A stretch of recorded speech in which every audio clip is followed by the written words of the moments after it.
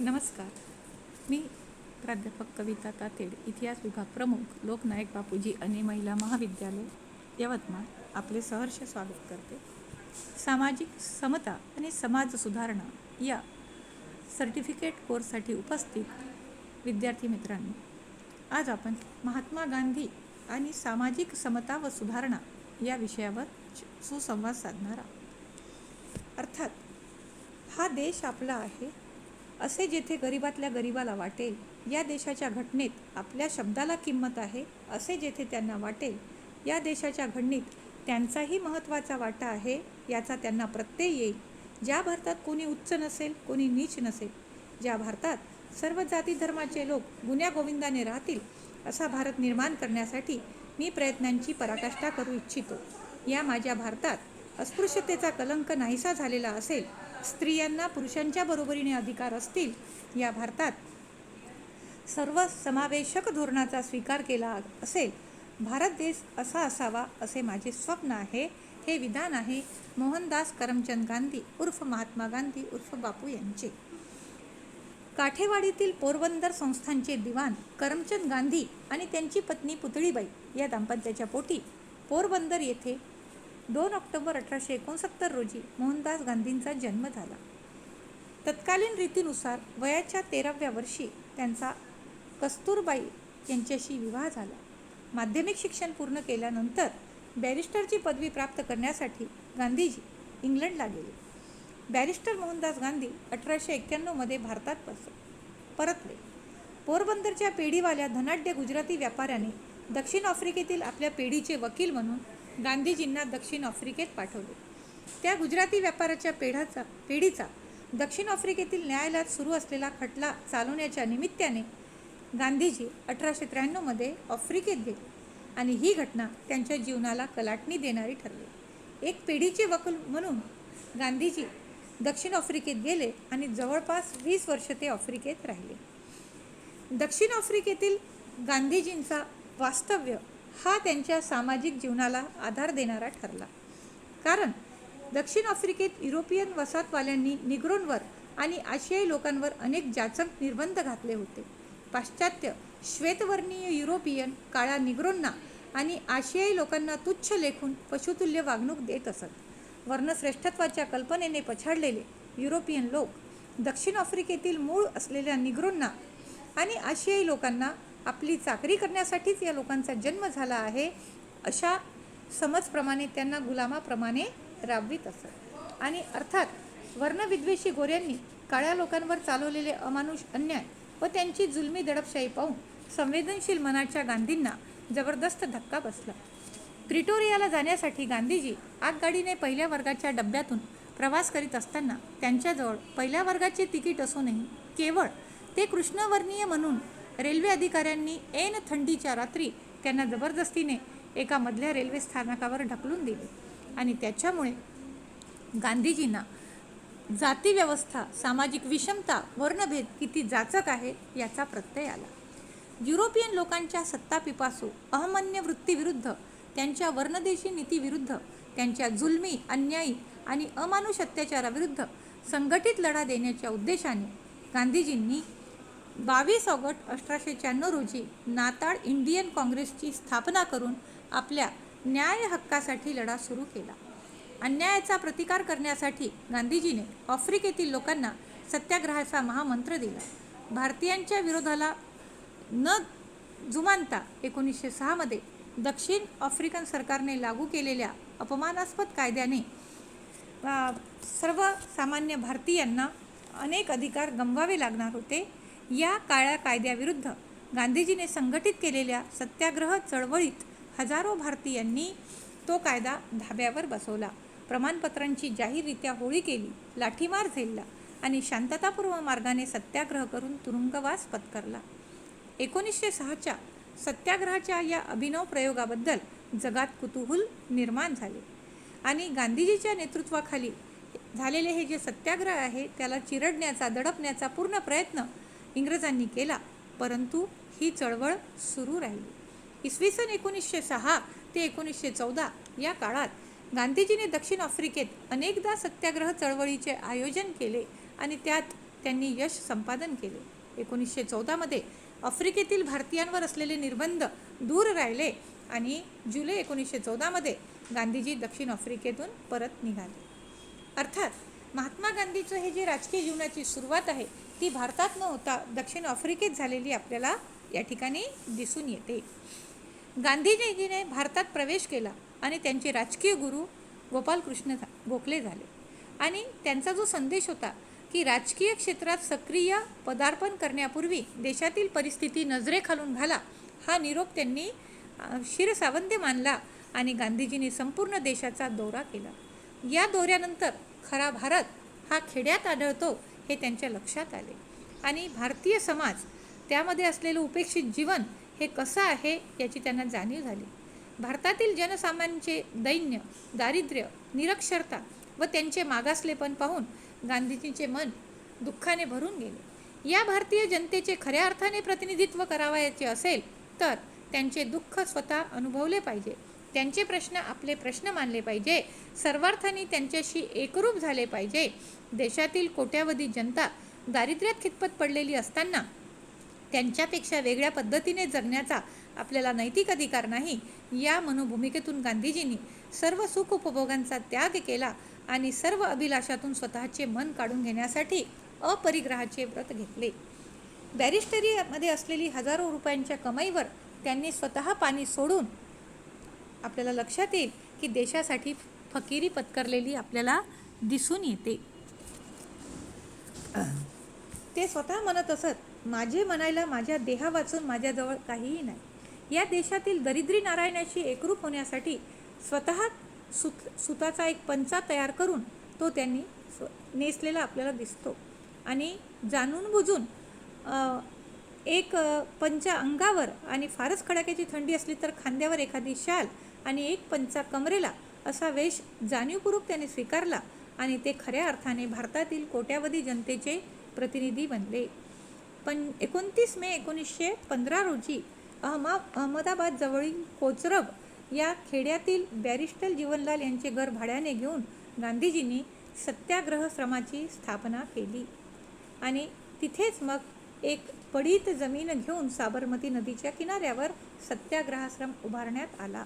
असे सांगतात की गांधीजींनी या साबरमती आश्रमाच्या जवळपासच प्राचीन भारतातील इंद्रासाठी वज्र बनवण्याकरता आलेल्या अस्थीचे दान करणाऱ्या दधीची ऋषीचा आश्रम होता.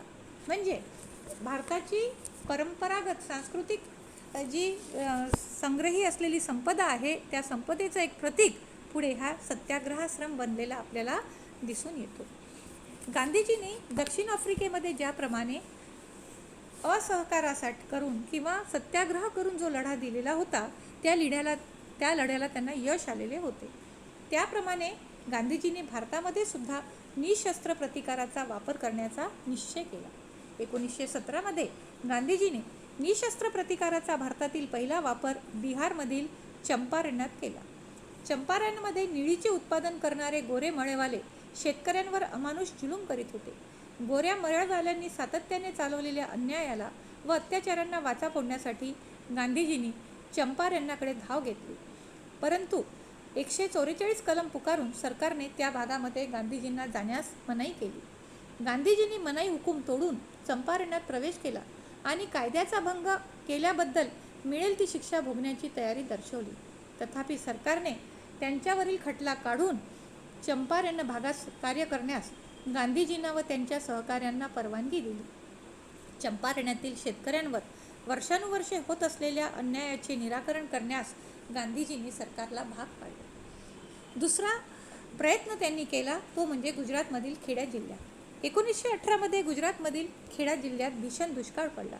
या दुष्काळात शेतकऱ्यांना सारामाफी मिळणे आवश्यक होते, परंतु तेथील शेतकऱ्यांकडून अधिकारी वर्ग सक्तीने जुलूम जबरदस्तीने बेकायदेशीरपणे शेतसारा उकळतो आहे हे लक्षात येताच गांधीजींनी खेडा जिल्ह्यात साराबंदीची चळवळ सुरू केली. अर्थात त्याला विरोधही होऊ लागला, परंतु गांधीजीने या क्षेत्रातील शेतकऱ्यांनी निर्भीडपणे व खंबीरपणे अवाजवी शेतसारा देण्यास नकार द्यावा अशी शिकवण दिली.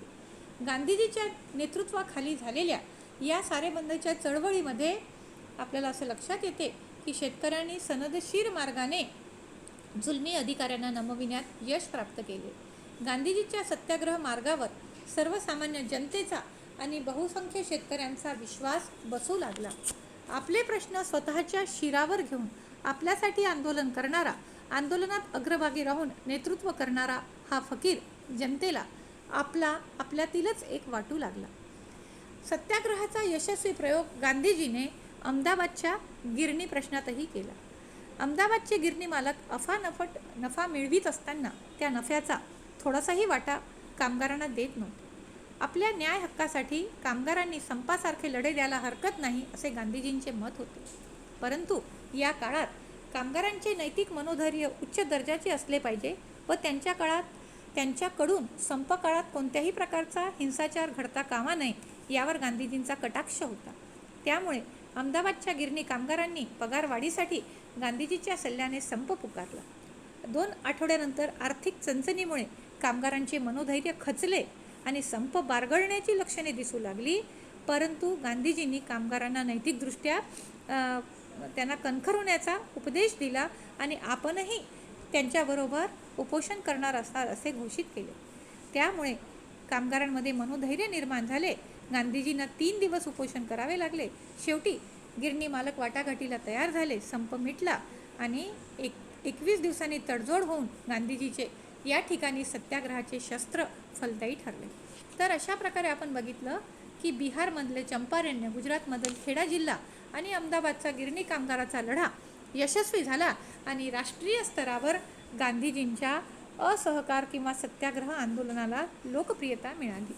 आपण बघतो की 1 ऑगस्ट 1920 रोजी लोकमान्य टिळकांचा मृत्यू झाला आणि त्यांच्यानंतर भारताच्या स्वातंत्र्य चळवळीची सूत्रे महात्मा गांधींच्या हाती आली आणि महात्मा गांधींनी 1 सप्टेंबर 1920 पूर्वीच भारतामध्ये प्रस्थापित झालेल्या रोलेट कायद्याविरुद्ध 6 एप्रिल 1919 रोजी सत्याग्रहाचे देशव्यापी आंदोलन सुरू केले. संपूर्ण देशात गांधीजीच्या सत्याग्रहाच्या आव्हानाला प्रचंड प्रतिसाद मिळाला. विशेषतः हिंदू मुस्लिम एक झाले. त्यामुळे ब्रिटिश सरकार विलक्षण अस्वस्थ व हैराण झाले. तथापि आपल्या अहिंसात्मक लढ्याला हिंसेचे गालबोट लागल्याचे पाहून गांधीजी हैराण झाले आणि 18 एप्रिलला सत्याग्रहाची मोहीम स्थगित केली. जालियनवाला बागेतील अमानुष हत्याकांडामुळे ब्रिटिशांच्या न्यायबुद्धीवर विश्वास असणाऱ्या महात्मा गांधींची ब्रिटिश राजवटीवरील श्रद्धा नष्ट झाली आणि त्यांनी जून 1919 मध्ये गांधीजीच्या नेतृत्वाखाली राष्ट्रीय सभेने नेमलेल्या चौकशी समितीचे अध्यक्षपद स्वीकारले. आणि विशेष म्हणजे ब्रिटिश सरकारनेही ऑक्टोबर 1919 मध्ये लॉर्ड हंटर यांच्या अध्यक्षतेखाली पंजाबमधील जालियनवाला बाग हत्याकांड प्रकरणी एक समिती नेमली. त्याला हंटर कमिशन असे नाव मिळाले. गांधीजीच्या नेतृत्वाखाली असलेल्या समितीने अमृतसरमध्ये काही दिवस मुक्काम करून सुमारे 600 लोकांच्या साक्षी घेतल्या. अनेकांकडून माहिती व पुरावे गोळा केले आणि या विश्वसनीय साक्षी पुराव्यांच्या आधारे त्यांनी सत्य परिस्थितीचे विश्लेषण करून वस्तुनिष्ठ अहवाल मार्च 1920 मध्ये काँग्रेसला सादर केला. 28 मे 1920 रोजी हंटर समितीचा अहवाल प्रसिद्ध झाला आणि काँग्रेसच्या नेत्यांची घोर निराशा झाली. कारण या अहवालामध्ये अगदी स्वाभाविकपणे सरकारच्या कृत्यांचे समर्थन करण्यात आलेले होते. म्हणजे जालियनवाला बाग हत्याकांड जे घडले त्यामध्ये सरकारचा काहीही दोष नाही हे जणू त्यामध्ये सांगितल्या गेलेले होते आणि त्यामुळे जनतेमध्ये असंतोष निर्माण झाला. अशा अवस्थेमध्ये गांधीजींनी टिळकांच्या बरोबरीने होमरूल आंदोलनाबरोबर सत्याग्रह मोहिमेला पाठिंबा मिळेल या दृष्टीने टिळकांबरोबर चर्चा केली आणि टिळक गांधींना म्हणाले, तुमच्या नव्या प्रयोगाला माझा व्यक्तिशः विरोध नाही. देश तुमच्याबरोबर येण्यास तयार असेल तर मी तुमच्याबरोबर आहे. भारतीय असंतोषाचे जनक, स्वराज्याचे मूलमंत्र देणारे लोकमान्य टिळक आणि त्यांनी गांधीजींना दिलेले एक प्रकारे समर्थन हे गांधीजीच्या कार्याच्या यशाची पावती असल्याचे आपल्याला दिसून येते. गांधीजींचे जे सामाजिक विचार आहे त्या सामाजिक विचारांचा जेव्हा आपण अभ्यास करतो तर असं लक्षात येते की गांधीजींनी यंग इंडिया, हरिजन या पत्रामधून, भाषणे, पत्रव्यवहार यामधून सामाजिक विचारांचे स्पष्टीकरण केलेले आहे. खरं म्हणजे एखाद्या राजकीय विचारवंताप्रमाणे त्यांनी आपले विचार सूत्रबद्ध रीतीने ग्रंथात लिहून ठेवलेले आहे असा प्रकार झाला नाही, पण तरीसुद्धा त्यांच्या विचारांचा सामाजिक प्रभाव फार मोठा होता आणि म्हणून महात्मा गांधींना तत्त्वज्ञानी अशीही उपमा देणे युक्त ठरते. आचार्य जावडेकर यांनी त्यांचा उल्लेख एक अद्वितीय राजकीय कर्मयोगी असा केला. जावडेकर म्हणतात, कर्मयोग म्हटला की त्यात आध्यात्मिकता आलीच आणि राजकीय कर्मयोग म्हटला की त्यात राजकारणाचा आणि व्यवहाराचा संबंध आला. गांधीच्या ठिकाणी त्याचा संगम झालेला आहे. महात्मा गांधी हे क्रांतिकारक आहेत, पण ते सनातनी क्रांतिकारक आहेत. त्यांच्या मते मानव संस्कृतीचे नैतिक व आध्यात्मिक अधिष्ठान कायम राहिले तरच क्रांती यशस्वी होते. खऱ्या अर्थाने सत्य आणि अहिंसा हा सर्व धर्माचा संदेश आहे हे महात्मा गांधींनी आपल्या विचारातून प्रगट केलेले आपल्याला दिसून येते. तर गांधीजींनी ज्या पद्धतीने सामाजिक राजकीय जीवनामध्ये सर्वसामान्य लोकांना समाविष्ट करून घेतले तो भाग भारतीय इतिहासाच्या दृष्टीने, भारतीय समाज जीवनाच्या आणि सांस्कृतिक विकासाच्या दृष्टीने महत्त्वाचा ठरत असतो. विशेष म्हणजे महात्मा गांधींनी जेव्हा राज्य आणि सरकार यांच्याविषयीची जी कल्पना मांडलेली आहे त्या कल्पनेतून त्यांनी नैतिकता आणि सत्सद विवेक बुद्धी याचा स्वीकार केल्याचे आपल्याला दिसून येतो. विशेषतः प्रोफेसर अर्नेस्ट बार्कर गांधीजीविषयी बोलताना म्हणाले की पौर्वात्य आणि पाश्चात्य विचार परंपराच्या तटावरील महात्मा गांधी एक सेतू आहेत. सेतू म्हणजे पूल. आणि त्यांनी भारतीयांची भक्तिज्ञानयुक्त धर्म परंपरा आणि पाश्चात्यांची शहरी व राजकीय स्वातंत्र्यासाठी झगडण्याची परंपरा यांचा समन्वय साधलेला आहे. मोक्ष प्रवृत्ती आणि व्यवहार प्रवृत्ती यांचे मिलन त्यांच्या जीवनात झालेले आपल्याला दिसून येतात. म्हणजेच महात्मा गांधींची कल्पना ही अहिंसात्मक जागतिक राज्याची कल्पना असल्याचे आपल्याला या ठिकाणी दिसून येते. विशेष म्हणजे महात्मा गांधींनी कायद्याच्या मागे दंडसत्ता असावी लागते म्हणून अशा स्वरूपाची राज्यसंस्था त्यांना मान्य नव्हती. जगाचे एक संघराज्य असावे, त्यातील घटक राज्य ही स्वयंनिर्णयाच्या तत्वानुसार निर्माण झालेली असावी, त्यांच्यामध्ये आर्थिक न्यायाच्या आधारावर समानता असावी हे त्यांना अपेक्षित होते. म्हणजेच अरिस्टॉटलचं जे म्हणणं आहे की प्रत्येक राज्याचे ध्येय आपल्या नागरिकांना सुखी जीवन प्राप्त करून देणारे असावे ते गांधीजींना अभिप्रेत होते. महात्मा गांधींची ग्रामस्वराज्याची कल्पना ही स्वराज्याची स्वयंपूर्णतेची होती. त्यांच्या मते प्रत्येकाला राहावयाला सुयोग्य घर, पुरेसे आणि प्रमाणबद्ध अन्न व आसरा उपलब्ध होतो किंवा नाही हे पाहण्याची जबाबदारी सरकारची आहे. सत्य व अहिंसा हा व्यक्तिजीवनाचा व समाज जीवनाचा पाया झाल्यावर अनेक गोष्टींची अनावश्यकता आपल्याला कळून येईल. म्हणजे याचा अर्थ गांधीजींनी सामाजिक जीवनामध्ये समानता आणि सुधारणा याला विशेष महत्त्व दिल्याचे आपल्याला दिसून येते. राजकीय जीवनामध्ये भाग घेत असताना गांधीजींनी 4 सप्टेंबर 1920 रोजी कलकत्ता अधिवेशनामध्ये असहकारितेचा ठराव मांडलेला आपल्याला दिसून येतो. खरं म्हणजे या ठरावामध्ये जनसामान्य लोकांना सामील करून घेण्याचा प्रयत्न केलेला आपल्याला दिसून येतो. ठरावात 7 कलमे होती. सरकारी नोकऱ्या व पदव्या यांचा त्याग करणे, सरकारी समारंभावर बहिष्कार टाकणे, सरकारी आणि निमसरकारी शाळा कॉलेजामधून मुलांना काढून घेऊन त्यांना राष्ट्रीय शिक्षण संस्थांमध्ये दाखल करणे, सरकारी कोर्ट कचेऱ्यांवर वकिलांनी बहिष्कार घालणे आणि आपले तंटे खाजगी पंचायतीमार्फत सोडविणे. विशेष म्हणजे बाहेर देशामध्ये ब्रिटिश सैनिक जेव्हा पाठवतील तेव्हा त्यांच्या लष्करी आणि मुलकी नोकऱ्यांवर बहिष्कार टाकणे, कायदेमंडळ व मतदानावर बहिष्कार टाकणे आणि सर्वात महत्त्वाचं ब्रिटिश मालावर बहिष्कार टाकणे आणि स्वदेशी मालाचा वापर करणे. हे जे मुद्दे आहेत हे मुद्दे राजकीय दृष्टीने तितकेच सामाजिक दृष्टीने सुद्धा महत्त्वाचे ठरतात. कारण या मुद्द्यांमधून देशासाठी जेवढं स्वातंत्र्य महत्त्वाचं आहे तेवढंच त्या समाजातील लोकांचे आर्थिक सक्षमीकरण, आर्थिक समानता आवश्यक आहे. कारण स्वदेशी आणि बहिष्कार हे दोन्ही तत्त्व आर्थिक शक्तीशी निगडीत असल्याचे आपल्याला दिसून येते. गांधीजींच्या ज्या संकल्पना होत्या या संकल्पनाचा जर आपण थोडक्यात अभ्यास केला तर त्यामध्ये असं आपल्याला लक्षात येतं की त्यांनी साध्य आणि साधन यांच्यावर बरीच चर्चा केलेली आहे. त्यांचं असं म्हणणं आहे की साधन आणि साध्य यांच्यामध्ये पावित्र्य जपायला हवे. जसं काही विचारक असं म्हणतात की साध्य प्राप्त करण्यासाठी कोणतीही साधने वापरली तर चालतात, परंतु गांधीजींनी त्याला विरोध केलेला आहे. त्यांच्या मते साध्याच्या सुचितेबरोबर साधनांचीही सुचिता हवी, म्हणजे त्यामध्ये नीती नियम, नैतिकता, मर्यादा, पावित्र्य असायला हवे. तसंच तरच ते साध्य खऱ्या अर्थाने साध्य झाले असे म्हणता येईल. उदाहरणार्थ, समजा एखाद्याने कॉपी करून परीक्षेत यश मिळवले तर ते फार तर लौकिक अर्थाने यश ठरेल, खरे ज्ञान त्याला प्राप्त होणारच नाही. बरोबर आहे ना? म्हणजे मेहनत करून जर पेपर सोडवला आणि यश प्राप्त केले म्हणजे साधन आणि साध्य याच्यामध्ये शुचिता आहे.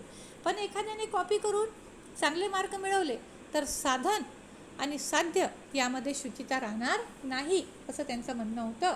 आणि म्हणून गांधीजी पुढे म्हणतात, हिंसा, कपट, फसवणूक, अत्याचार करून जे राजकीय व सामाजिक यश मिळते ते दूषित असते. दंडाच्या भीतीने नागरिकांनी जर कायद्याचे पालन केले तर ते सुद्धा खूप महत्त्वाचे नाही. त्यांचं असं म्हणणं होतं की जोपर्यंत आपण व्यक्तीच्या हृदय परिवर्तनावर विश्वास ठेवत नाही तोपर्यंत समाज परिवर्तन होणार नाही.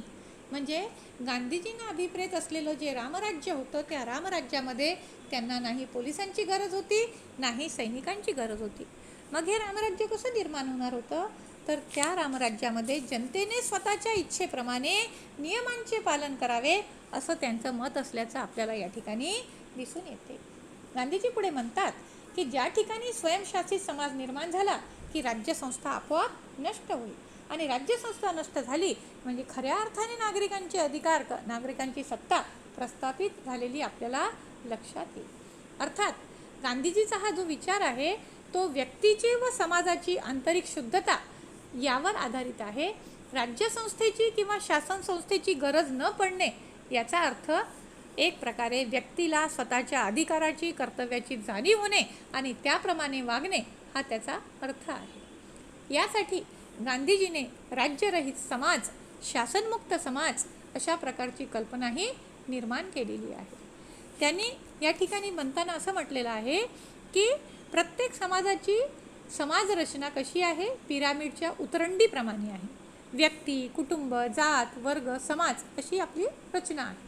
राज्यामध्ये सुद्धा तुम्हाला गाव, तालुका, जिल्हा, विभाग, प्रांत, राज्य आणि केंद्र अशी आपल्याला दिसून येते. राष्ट्राध्यक्ष हा सर्वोच्च अधिकारी आणि खेडेगावचा पाटील हा सर्वात तळातील अधिकारी आहे. पण गांधीजींना ही जी चढती व उतरती उतरंड आहे ती त्यांना मान्य नव्हती, कारण यामध्ये आपोआपच काय येतं? उच्च निश्चता येते, श्रेष्ठ कनिष्ठता येते, मग ती अधिकाराच्या बाबतीत असो, पदाच्या बाबतीत असो. म्हणून गांधीजी काय म्हणतात की त्यांचा आदर्श समाज हा महासागराप्रमाणे विशाल आणि समपातळीत असणारा आहे आणि त्याचा मध्यबिंदू व्यक्ती असावा.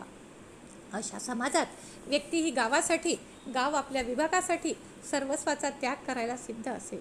अशा रीतीने सर्व मानवी समूह म्हणजेच एक विशाल मानवी जीवन बनून राहील. यात कोणताही घटक दुसऱ्या घटकाचा नाश करणार नाही. म्हणजे याचा अर्थ परस्परावलंबन, म्हणजे एकाच्या भूमिकेवर दुसऱ्याचं जीवन अवलंबून आहे अशा प्रकारची भूमिका त्या गांधीजींना मान्य आहे. अशी जर व्यवस्था निर्माण झाली तर सध्याच्या समाजामधले जे अनेक दोष आहेत ते आपोआपच नाहीसे होतील असं गांधीजींना म्हणायचं असल्याचं आपल्याला दिसून येते. आणि म्हणून गांधीजींनी अशा प्रकारची समाजरचना निर्माण करण्यासाठी, खरी प्रगती करण्यासाठी जो समाज आहे त्या समाजामध्ये पुढील 7 सामाजिक पाप असू नये असं त्यांनी सांगितलेलं आहे. आणि हे 7 सामाजिक पाप कोणते आहे?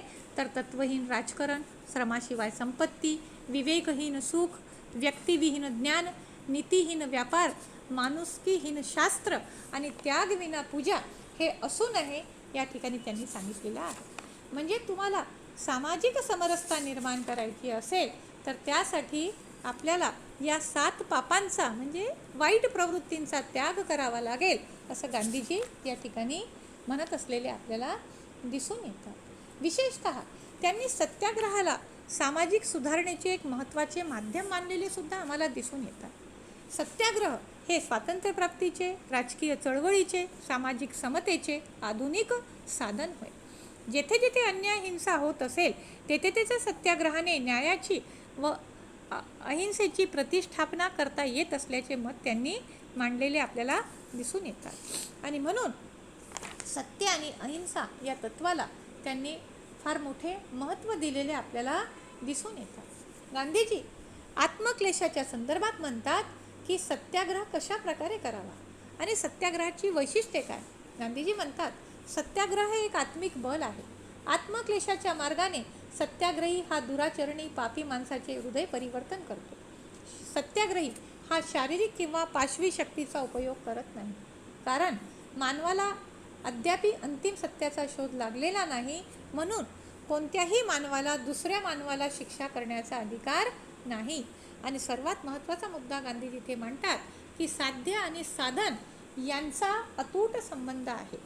साध्य चांगले, साधने वाईट, किंवा साधने चांगली परंतु साध्य वाईट असा प्रकार होऊ शकत नाही. उत्तम साध्य करावयाचे असल्यास साधनेही चांगली असायला पाहिजे. आणि त्याच्यामुळे गांधीजी म्हणतात की अंतिम सत्याचा शोध हा अहिंसेच्याच मार्गाने लागेल, हिंसात्मक मार्गाने लागणार नाही असे ते म्हणतात. आणि म्हणून गांधीजींच्या विचारामध्ये आपल्याला सत्य आणि अहिंसा याचा मोलाचा वाटा असल्याचं आपल्याला या ठिकाणी दिसून येतो.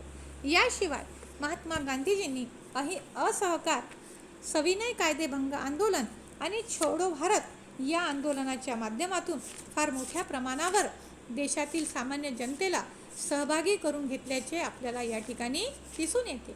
अर्थात हे कार्य करताना आपल्या देशातील सामाजिक समानता कशी जोपासली जाईल आणि त्यामधून लोकांमध्ये नैतिक धैर्य कसे वाढेल याचा पुरेपूर विचार गांधीजींनी या कालखंडात केलेला आपल्याला दिसून येतो.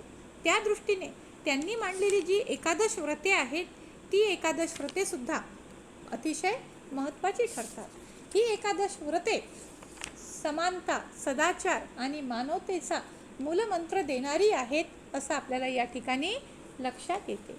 कायदेभंग करताना सुद्धा गांधीजींनी हे लक्षात गेलेले होते की त्या कायदेभंगाच्या आंदोलनातून सामान्य व्यक्तीला त्रास होणार नाही, ती कायदेभंग योग्य या दृष्टीने त्यांनी आपली भूमिका मांडलेली आपल्याला लक्षात येते. सामाजिक समता आणि न्याय यासाठी त्यांनी वारंवार लेखन केलेले आहे.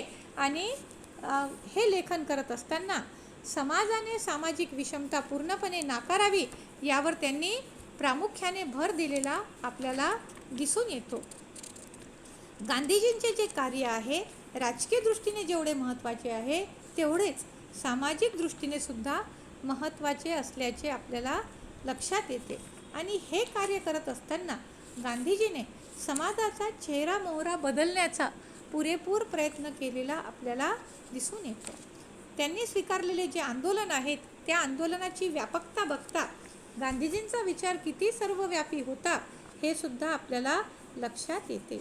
म्हणून छोडो भारत आंदोलन असो किंवा मग सविनय कायदेभंगाचे आंदोलन असो, गांधीजींनी प्रत्येक आंदोलनातून लोकांचे मत ब्रिटिश सरकारसमोर मांडण्याचा पुरेपूर प्रयत्न केलेला आपल्याला दिसून येतो. सामाजिक आणि समता याबद्दलची त्यांची जी कल्पना आहे ही कल्पना आम्हाला त्यांच्या भाषणातून, त्यांच्या लेखामधून प्रकट होत असल्याची दिसून येते. सत्याचे परिपक्व फल म्हणजे अहिंसा असे गांधीजी एका ठिकाणी म्हणतात. म्हणजे अनेक वेळा अहिंसा ही दिखाऊ असू शकते. प्रतिकार होऊ लागताच अहिंसेची कसोटी लागते. अहिंसा हा जीवनधर्म आहे आणि म्हणून तो तुम्ही जीवनामध्ये स्वीकारला पाहिजे. आणि परस्पर सहिष्णुता याचं दुसरं नाव अहिंसा आहे असं आपल्या आत्मकथेमध्ये गांधीजी म्हणतात. याचा अर्थ कायिक, वाचिक आणि मानसिक अशा ज्या 3 स्वरूपाच्या हिंसा असतात, शरीराने, मनाने आणि वाणीने केल्या गेलेली हिंसा व्यक्तीने करू नये हे त्यांना माहीत होते. पण त्याबरोबर गांधीजी म्हणतात की अहिंसा म्हणजे कोणत्याही स्वरूपाची निष्क्रियता नव्हे. म्हणजे मी अहिंसेचे तत्त्व स्वीकारले आहे म्हणजे आता मी कोणत्याही अत्याचाराला, अन्यायाला विरोध करणार नाही असं त्यांना माहीत नाही. ते म्हणतात अत्यंत बलिष्ठ व अत्यंत शूर अशांचेच अहिंसा हे शस्त्र आहे. खऱ्या ईश्वर भक्ताला तलवार चालवण्याचेही बल असते. आणि म्हणून अहिंसा ही जगातली अत्यंत क्रियाशील शक्ती आहे. आणि म्हणून अहिंसेचा वापर कोणत्या संदर्भात करावा हा महत्त्वाचा संदेश गांधीजी आपल्या विचारातून देतात. त्या दृष्टीने त्यांनी निशस्त्र प्रतिकाराची कल्पनासुद्धा मांडलेली आपल्याला लक्षात येते. अर्थात गांधीजीने सांगितलेले जे विचार आहेत त्या विचारांचा जर आपण थोडक्यात अभ्यास केला तर त्यांच्या विचाराला समजून घेणे हे जितके कठीण आहे तितकेच त्यांच्या विचाराला परिस्थितीनुसार जुळवून घेणे हे सुद्धा कठीण आहे. कारण गांधीजींनी जे विचार मांडलेले आहेत ते विचार परिस्थिती सापेक्ष आहेत आणि त्याच्यामुळे प्रत्येक समूहाला, प्रत्येक व्यक्तीला ते विचार आत्मसात करता येईल किंवा अंगीकारता येईल असं आपल्याला वाटणार नाही. काहींनी असं म्हटलेलं आहे की गांधीजींनी जे आंदोलन चालवलेले आहेत त्या आंदोलनामध्ये निगेटिव्हिटी म्हणजे नकारात्मकता जास्त आहे. कारण अमका प्रकार करावा, अमका प्रकार करू नये अशा प्रकारची भूमिका त्यांच्यामध्ये असल्याचं आपल्याला दिसून येते. पण अर्थात ही जरी टीका आपण विचारात घेतली तरी गांधीजींनी केलेला संघर्ष, गांधीजींनी मांडलेली भूमिका याचा जेव्हा आपण समग्र अभ्यास करतो तेव्हा असं लक्षात येते की गांधीजींना मिळालेली बापू आणि महात्मा ही पदवी त्यांच्या कार्याच्या खऱ्या अर्थाने साक्ष देतात. राष्ट्रीयच नव्हे तर आंतरराष्ट्रीय स्तरावर गांधीजीचे विचार हे प्रासंगिक मानले जातात आणि म्हणून जगातल्या कोणत्याही सर्वोच्च पुरस्कारापेक्षाही गांधीजीची कामगिरी मोठी असल्याचे आपल्याला लक्षात येते. तर गांधीजी आणि सामाजिक समता हा विचार घेऊन आपण जी आज मांडणी केली तो आपण समजून घेऊया या अपेक्षेने मी आपली रजा घेते. धन्यवाद.